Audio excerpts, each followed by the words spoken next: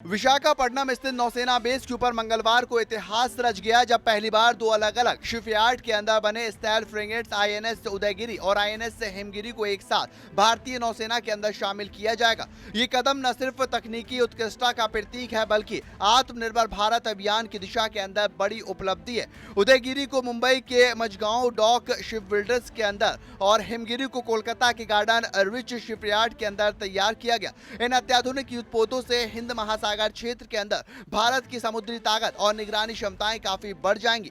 INS Udayagiri और INS Himgiri भारतीय नौसेना की ताकत के अंदर नए आयाम जोड़ने जा रहा है। आईएनएस उदयगिरी को मुंबई के मझगांव डाक शिप बिल्डर्स लिमिटेड ने, जबकि आईएनएस हिमगिरी को कोलकाता के garden rich ship builders and engineer ने तैयार किया। खास बात यह है कि आईएनएस उदयगिरी भारतीय नौसेना की वॉरशिप डिजाइन ब्यूरो का 100वां डिजाइन है, जो एक महत्वपूर्ण मील का पत्थर साबित होता है। दोनों युद्धपोत अत्याधुनिक स्टेटल तकनीकी और मिसाइल के साथ सेंसर प्रणालियों से लैस हैं, जो हिंद महासागर के अंदर भारत के सामरिक क्षमताओं को आगे बढ़ाएंगे। आईएनएस उदयगिरी और हिमगिरी दोनों युद्धपोत शिवालिक क्लास से बड़े और अधिक उन्नत है। इसका डिजाइन ऐसा तैयार किया गया है कि ये दुश्मन के रडार से बच निकलते हैं, जिससे इनकी स्टेल्थ क्षमता बेहद प्रभावशाली बनती है।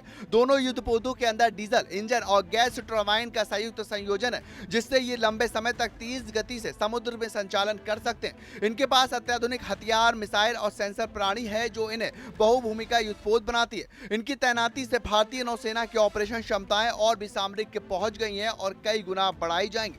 आईएनएस उदयगिरी और हिमगिरी की लंबाई करीब 149 मीटर है, जो लगभग 15 मंजिला इमारत पर बराबर होती है। ये उन्नत युद्धपोत सी किंग हेलीकॉप्टर ऑपरेशन को सपोर्ट करते हैं, जो पनडुब्बियों और सतही दुश्मन जहाजों की खोज और नष्ट करने में सक्षम है। इन पोतों के अंदर ब्रह्मोस सुपरसोनिक मिसाइल और अत्याधुनिक तोपों के साथ अत्याधुनिक सोनार सिस्टम जैसे घातक हथियार लगे हुए हैं, जो इन्हें बेहद खतरनाक और दुश्मन के लिए अजय बनाते हैं। इनकी तैनाती से भारतीय नौसेना की निगरानी, युद्ध क्षमता और समुद्री प्रभुत्ता को जबरदस्त इजाफा होगा।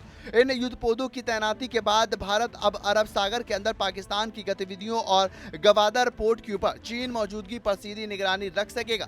बंगाल की खाड़ी और हिंद महासागर में चीन पनडुब्बियों की हलचल अब भारतीय रडार से नहीं बच पाएगी।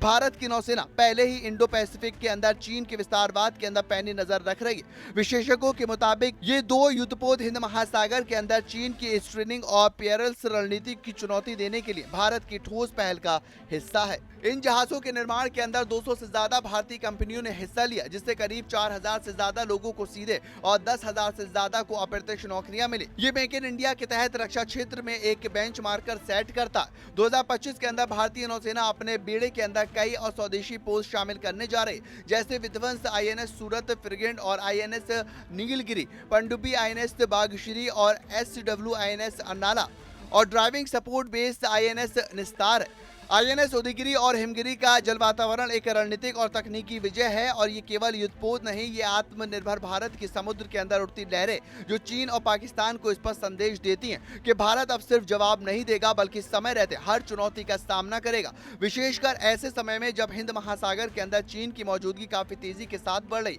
भारत ने यह भी साफ कर दिया है कि हिंद महासागर भारत का है और भारत का ही रहेगा। भारत लगातार रक्षा के क्षेत्र के अंदर अपना विस्तार करता हुआ नजर आ रहा है। थल सेना से लेकर वायु सेना, हिंद महासागर तक भारत लगातार अपना विस्तार और पांव पसार रहा है।